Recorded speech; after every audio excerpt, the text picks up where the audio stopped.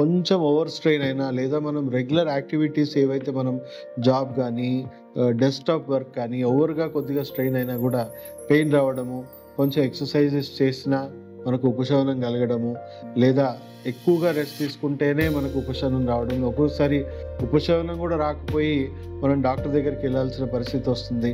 So యూజువల్గా మనం ఆ స్టేజ్లోనే, అంటే కొంతమంది హెల్త్ కాన్షియస్ ఉన్న వాళ్ళు డాక్టర్ దగ్గరికి వెళ్తారు, హెల్త్ కాన్షియస్ లేని వాళ్ళైతే డాక్టర్ దగ్గర కూడా వెళ్ళరు. వాళ్ళు ఇంట్లోనే రెస్ట్ తీసుకొని ఒంటిగా తగ్గించుకునే ప్రయత్నమే ఎక్సర్సైజ్ చేసో ఏదో చేసి తగ్గించుకుంటూ ఉంటారు. సో అలాంటప్పుడు మనకి ఏం జరుగుతుంది, డాక్టర్ దగ్గరికి పోతే ఒక ఎక్స్రే తీస్తాడు, కొంత గ్యాప్ వచ్చిందమ్మా, ఎందుకంటే డిస్ప్లే కనబడు ఎక్స్రేలో.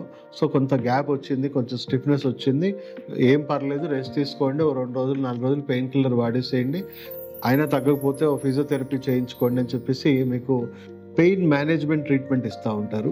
అండ్ అలాగే కన్సిస్టెంట్గా ఇలాగే డీజనరేట్ అయ్యి, ఇప్పుడు మనం లక్షణాలకే వైద్యం ఇచ్చాము, సో కాబట్టి ఇది ఇంకా డీజనరేషన్ అయ్యి మనకి ఇంకా హెవీగా స్టిఫ్నెస్ క్రియేట్ అయ్యి కర్వేచర్లో కూడా కొంతవరకు డిఫెక్ట్స్ రావడము, లేదా డిస్క్ కొద్దిగా ఎక్కువగా ఎక్స్ట్రీమ్గా ప్రోట్రూడ్ అవ్వడం. మనం డిస్క్ చూసుకుంటే ఇది ఇప్పుడు మన వెన్నుపూసలో ఒక్క సెగ్మెంట్ మాత్రమే.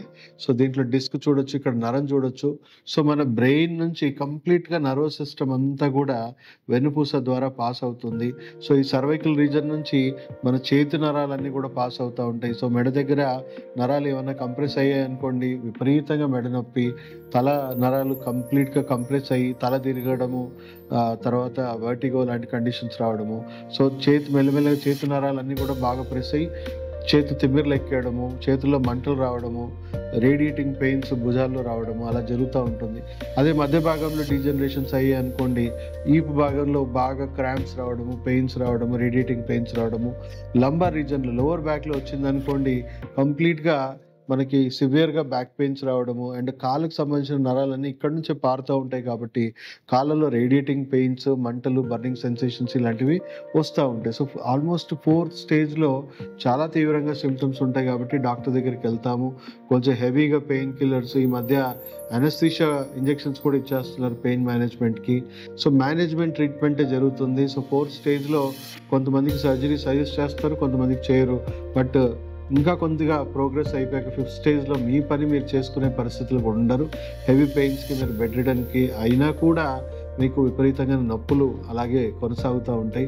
సో అప్పుడు చూసుకుంటే ఎంఆర్ఐ తీస్తే మీ డిస్క్ హెవీగా ప్రొలాప్స్ అయిపోయి ఉంటుంది, నరం పూర్తిగా కంప్రెషన్లో ఉంటుంది. సో కంపల్సరీ మీకు సర్జరీ అండర్గో కావాలని చెప్తారు.